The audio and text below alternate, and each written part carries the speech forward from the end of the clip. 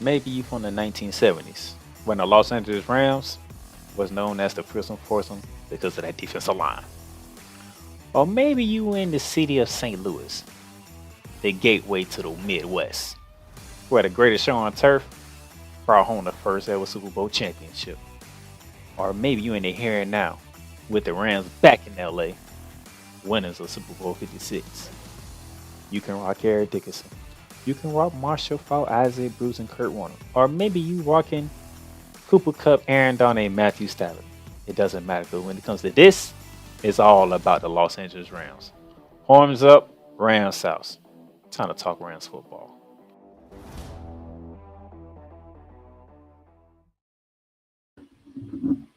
Ladies and gentlemen, how y'all doing today on this Friday evening, December 8th, 2023? I am in the building. Yes, I know I didn't do a show yesterday, but I wasn't gonna let y'all off. Come on, you gotta talk Rams. Gotta have your Ramily talk this week. So I'm doing it today. Big game this week. A very big game this week as the Rams are on the road this week. I'm going to preview that big game against the Baltimore Ravens. I'm also going to recap our game against the Cleveland Browns, a big game that was last week at home, and think there was some things that I liked that I saw from the Los Angeles Rams, and I feel good about what we have going on right now. But it's going to be interesting to see how can we keep this up and moving forward. But before I do that, I got some news and notes for you, so we're gonna jump right into it on this Friday evening. Puka Nakua set new Rams single season rookie receiving yard record, becoming the first rookie in franchise history to hit 1,000 yards receiving in a single season. Shout out to Puka Nakua. Been a stud, but we was gonna be without Cooper Cup for the first 4 games of the season. We was looking forward to seeing who would step up in that role, and it was Puka Nakua. Puka Nakua has been outstanding. Even with Cooper Cup back, he has been tremendously outstanding doing his thing. I love everything he's doing right now. Running the routes, making plays happen, scoring touchdowns. He's doing the whole nine. Great job for Puka Nakua. I wish you could be offensive rookie of the year, but that dude CJ Stroud out in Houston is killing it. It's just I gotta tell how it is. But Puka will be in the running for offensive rookie of the year, but it's gonna be hard for him to get it because CJ Stroud is just killing it out there in Houston, man. Gotta give that man his credit. So good job putting the code. Keep it going. We got some more big games coming up. We gonna need you down this stretch run here. Next order of business. The Rams signed kicker Mason Crosby to the practice squad. Very interesting signing here. I know we've been having kicking issues. We've been having kicking issues because we let go Matt Gay, who's kicking for the Indianapolis Colts. That's neither here nor there. Nevertheless, we have kicking issues. Bringing in Mason Crosby. He won't be kicking Sunday. Maybe he'll start kicking next week when we're at home. Next week. So maybe then. But we just got him to the practice squad. So maybe, hopefully, the kicking issues won't be a problem this week. Hopefully, we won't have to put it into the kicker's hands for us. And we can probably do some things on the road. But signing Mason Crosby, he is grateful for the opportunity with the Rams. Long time kicker for the Green Bay Packers. Been one of the best kickers over there in Atlanta Field. But now he get to kick in some warm weather for most of his time with the Rams. Possibly a playoff kick if that comes to that. But we have Mason Crosby, and it's a good thing. You never know how this season will end. We might come down to a couple of kicks that we might need to get us in the playoffs. Nevertheless, great sign for Mason Crosby. He's grateful for the opportunity to be a part of the Rams organization. And that's on the docket. This is a big honor. Cooper Cup, congratulations on being the nominee for the Walter Payton Man of the Year for the Rams. Great. That's a great honor. When we was on our Super Bowl run, Andrew Whitworth won the Walter Payton Man of the Year award during our Super Bowl run. Uh, you can arguably say that is the most prestigious award in the National Football League. That award is actually presented last, not the MVP award, not the Most Valuable Player award. The main event of the NFL award is the Walter Payton Man of the Year award. So Cooper Cup is a nominated. Great job. He does a tremendous amount of things outside the community was as well he does on the football field. Great guy to be nominated. Hope you take it home. But he's our representative for the Walter Payton Man of the Year. And finally, get ready, Los Angeles. Those of you who stay in the Los Angeles area, they are calling it Rams House for the holidays. As we continue on our road to make the playoffs, the following Sunday, December 17th, we'll be hosting the Washington Commanders. Our game will be at 105, most likely on Fox. And then 4 days after, on Thursday Night Football on Amazon Prime, we will see the New Orleans Saints down in the big at home. And hey, we got Busta Rhymes doing a halftime performance. That should be fun. As the Saints come rolling in, as they'll be fighting for their division crown in the NFC South, as we will continue to try to fight for one of the 3 wild card spots. So next Sunday and the following Thursday, Ram fans, get ready. They're calling it Rams House for the holidays. So get your tickets, get everything you need to do. You get a live concert from Busta Rhymes, on a Thursday night. It's gonna be fun to see. Hopefully, we're still fighting for a playoff contention in week 16 and whatnot, and we be right there. We already got the tiebreaker with the Seahawks. We beat them twice, but I'll dive in more into the standings when preview our game against the Baltimore Ravens. So, with that being said, let's take our first quick break here. Then when we come back, we're gonna recap what took place at SoFi Stadium with the Cleveland Browns. The Playmaker Squad is sponsored by Lids, Locker Rooms by Lids. Shop hats and official sports gear at Lids. Lids, the leader and #1 destination for hats, gears, and everything that moves you. Make it a perfect shop for fans to find official sports hats, merchandise, and gears. Represent your team, your town, and your style with a snapback, adjustable, fitted hat, or beanie from thousands of college and professional teams. Browse the very latest jerseys and t-shirts for the best teams out there. Liz has officially licensed professional and college sports teams apparel and hats featuring the hottest brands and trends. Shop online or visit one of the 100 stores across the country. Locker Rooms by Lids. All right, ladies and gentlemen, welcome back to Ramily Talk, and time for our recap. This past week, we had to take on the Cleveland Browns, the #1 ranked defense in the National Football League at home at SoFi Stadium, trying to get to 6-6, 500 on the season.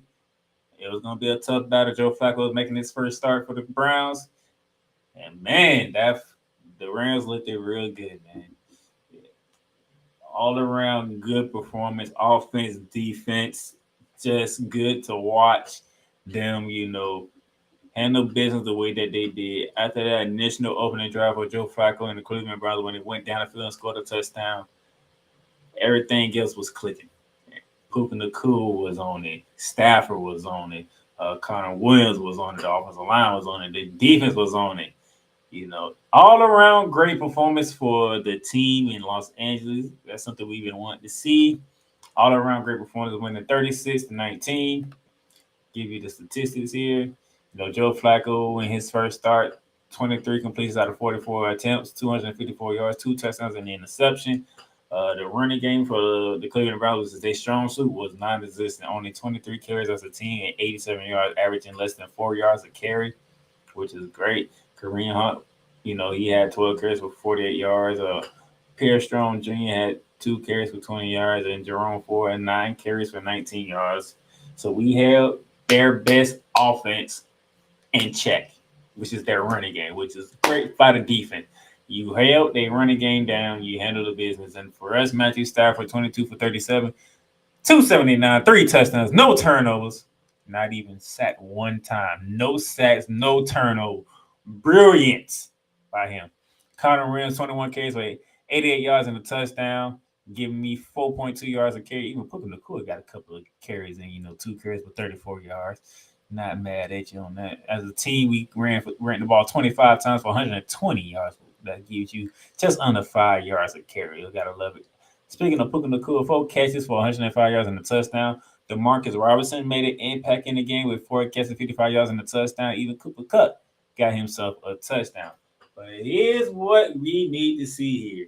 I looked at this. I went through this box score a couple of times to make sure I wasn't tripping.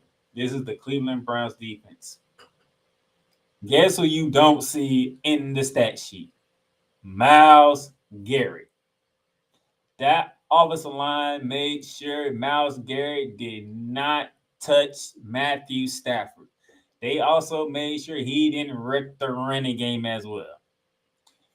Your leading tackle is Jerron Thornton and Martin Emerson Jr. Okay. Darius Smith is down here with 1 tackle. Okay. I mean, Delvin Thomason, 2 tackles.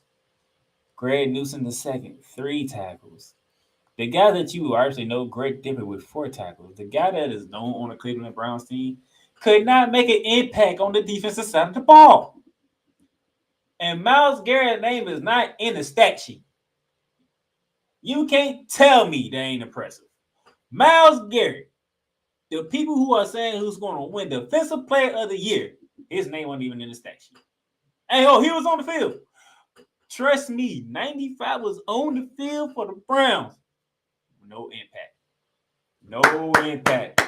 Great job, offensive line. Great job, offensive coordinators. Great job, Matthew Stafford. Great job to everybody who does anything on the offense. Because y'all made sure one of the top defenders in the National Football League ain't even on the stat sheet.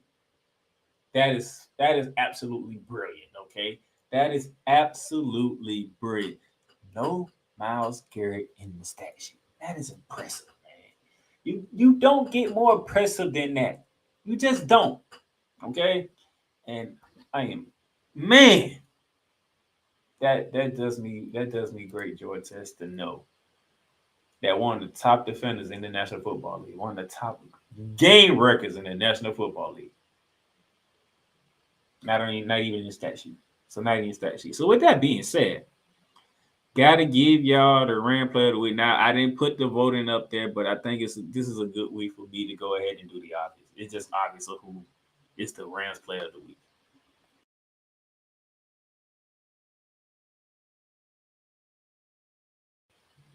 I'm getting to Matthew Stafford and the offensive line. Gave you Stafford stats again: 22 for 37, 279 passing with 3 touchdowns. The offensive line didn't give up no sacks, and the offense did not turn the ball over against the number 1 defense in the National Football League going into the game. The offensive line and Matthew Stafford both get Ram Player of the Week. It has to be done, okay? Next week we win. If we win this weekend, but next time we win, I will get the vote back up there. But this is obvious. Got to give it to Matthew Stafford. Got to give it to the offensive lineman. They play a complete game.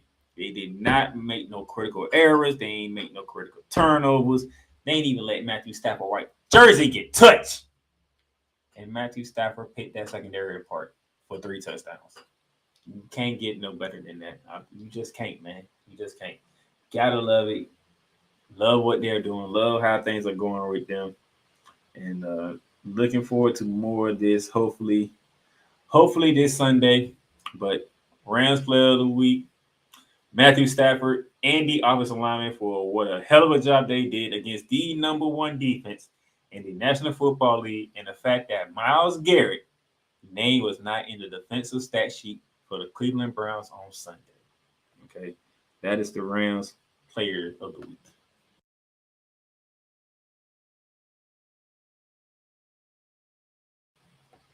One last break, and then when we come back, we're going to preview the Baltimore Ravens game.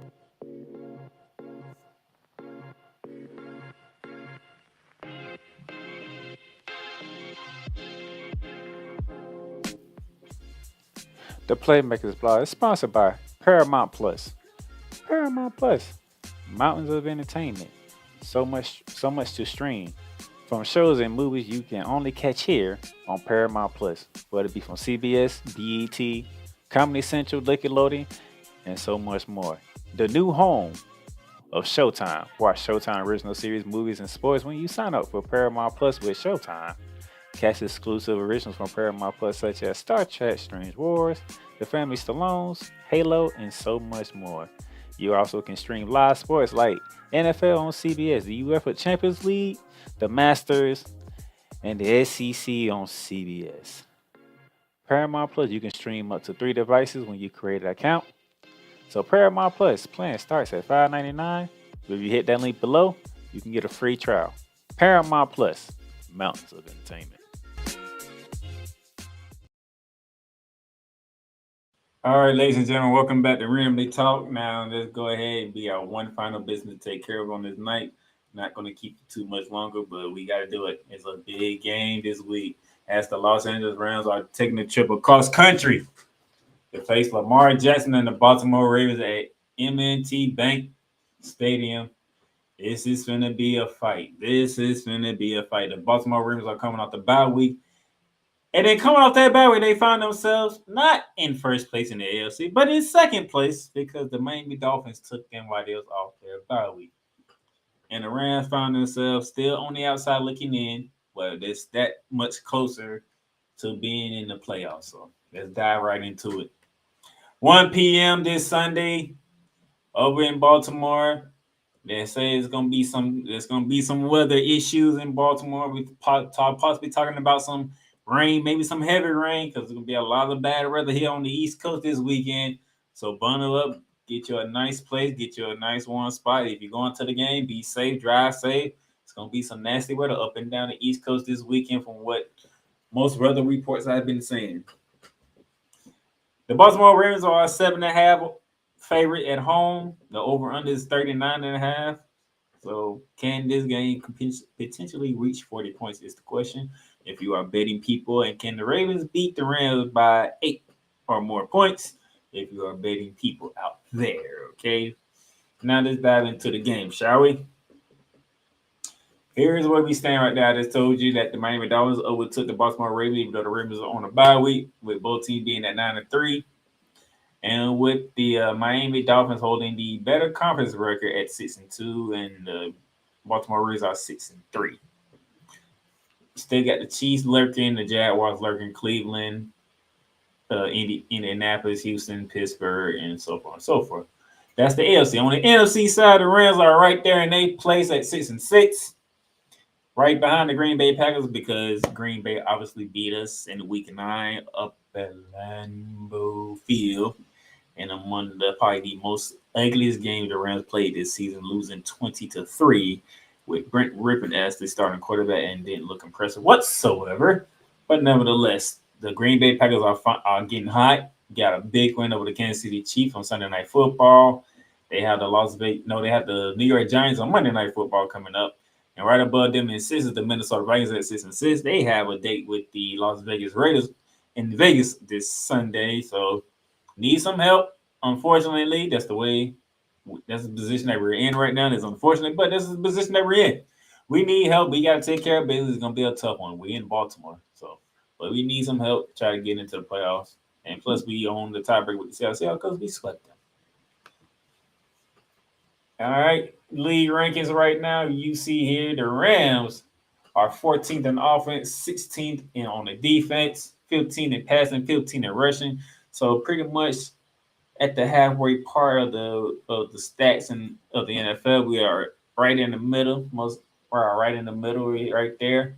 On the Ravens side, they are 7th in the offense, 2nd in defense, 20th in passing, and number 1 in rushing.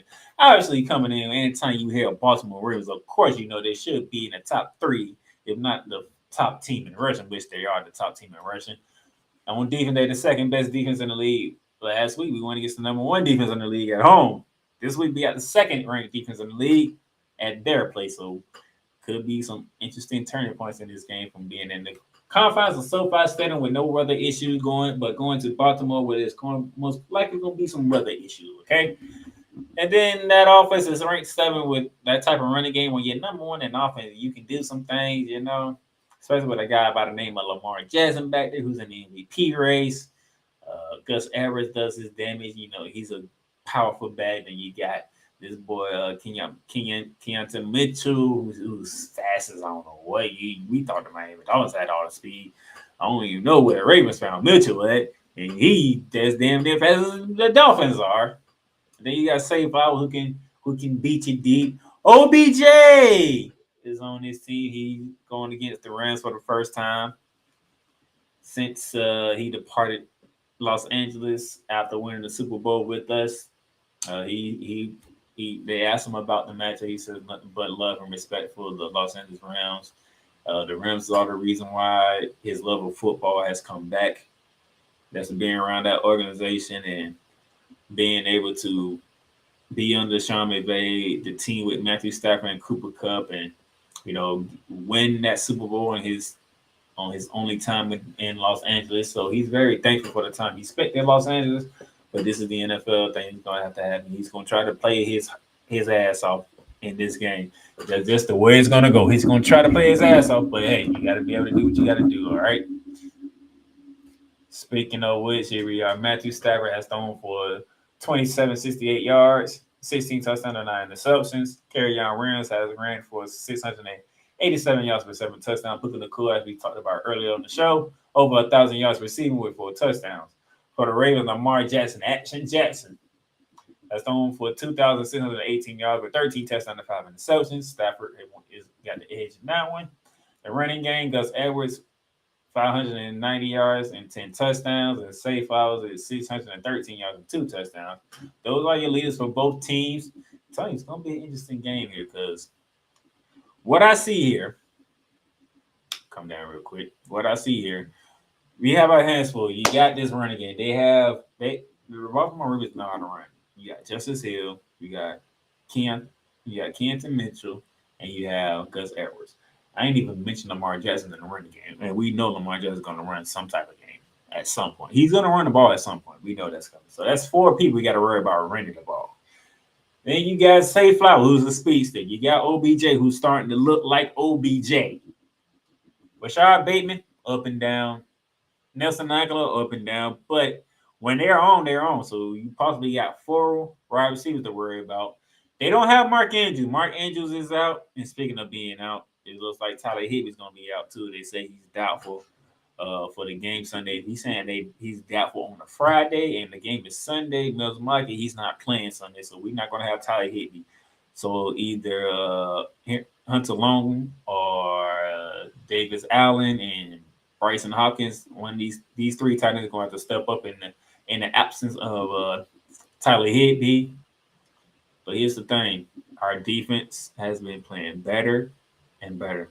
Now, Raheem Mother's going to have his hands full because there's no easy way of slowing down or stopping this Baltimore Ravens offense, especially with a quarterback like Lamar Jackson, who can run like anybody else. And that's been shown at times that he can throw the ball too. So it's not going to be easy going to Baltimore. It's not.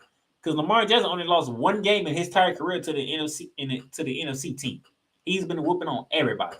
Let's go back and look at the Detroit game. By the end of the first quarter, that game was over. Detroit found themselves down damn near 30 points out of that.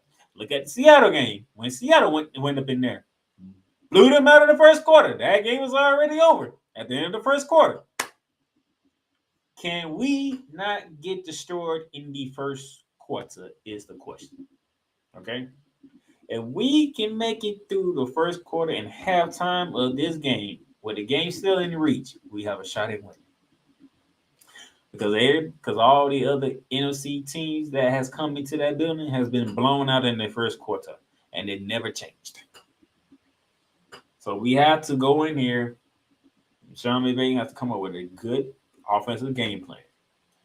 Okay, is it going to be hard to run the ball? Yes, it is. Everybody thought it was going to be hard to run on Cleveland last week. We still ran for over 100 yards, with damn near 5 yards a carry. Okay, offensive line, you played well last week. You dealt good with the defensive line of the Cleveland Browns. But can you do the same thing on the road to Baltimore? Because in Baltimore, they like to wreck the game early and keep it wrecked often. They just do. This is what the Ravens do.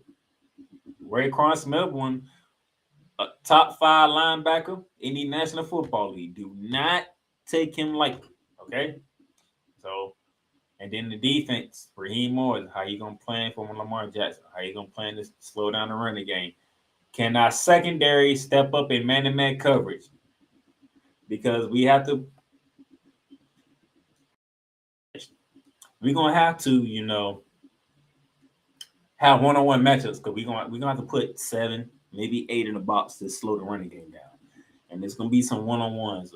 With the spoon, you might have to match up with OBJ and Kendricks. You might have to match up with Safe Fly. That dude is fast. That guy is fast. Okay, so you're gonna have. I cannot corners hold up in one-on-one matchups. Okay, can they hold on one-on-one matchups to to slow them down so the rest of the guys, the front 8, can focus on slowing down this run game. They're not gonna stop the run game. They're gonna have to slow it down. It is the way it's gonna be. So with all that being said, that's asking a lot for the Rams to do in Baltimore, especially when the weather's not gonna be particularly favorable for a team like us that loves to play in the sun in a nice warm comfort finds or SoFi Stadium, being in Los Angeles, California. The East Coast gonna get flooded with a lot of the weather, okay? And that's not good. So with that being said, I said this preseason that the Ravens will win that game, and I'm gonna stick with it, especially now knowing what kind of weather it's gonna be in Baltimore. It's not gonna be favorable weather for the Rams. So I would love for the Rams to win. I would love for us to get to 7-6 and keep pace with the wild card chase. But it's gonna be hard against that team. And plus the Ravens got something to play for because the Dolphins has to take up the 1 seed, so they're gonna wanna show some stuff and take back that 1 seed this weekend. So I can see that happen. But I can see the Baltimore winning this game by a touchdown, 34-27. It could be worse than that now that the weather has impacted. But the Ravens by a touchdown, unfortunately, I got us dropping the 6 and 7. We're not out of it, but this is one of them tough ones that I don't think it's gonna go our way. So I'm going with the Ravens on that one. And with that being said, ladies and gentlemen, that is it for Ramily Talk on today. Thank you for tuning in. Thank you for watching. Let's go Rams. Let's try to get an upset win. It's gonna be difficult. Hell, I even pick you to win, but it's gonna be a difficult one. Let's see can we get it done, nevertheless. But we're gonna come back next week. Recap this game, preview the Commanders game. There should be a more favorable matchup for us in the confines of SoFi Stadium. Until then, enjoy your weekend. Thank you for tuning in to Ramily Talk. Ramily Talk is sponsored by Fanatics, Lids, and Paramount Plus. Get your favorite sports appeal with Fanatics or Lids, and get great streaming service with Paramount Plus. If you want to donate to the program, you can donate to us via Cash App, $D Playmakers. That is again, $D Playmakers. And remember, you can follow and subscribe to Ramily Talk on all podcast directories, including Apple, Google, Spotify, Amazon Music, and YouTube. And those of you who are on Apple, leave us a rate review, leave comments on how you feel about Ramily Talk and the episode that you listen to. Tune in again next time for more Ramily Talk, hosted by the Playmaker.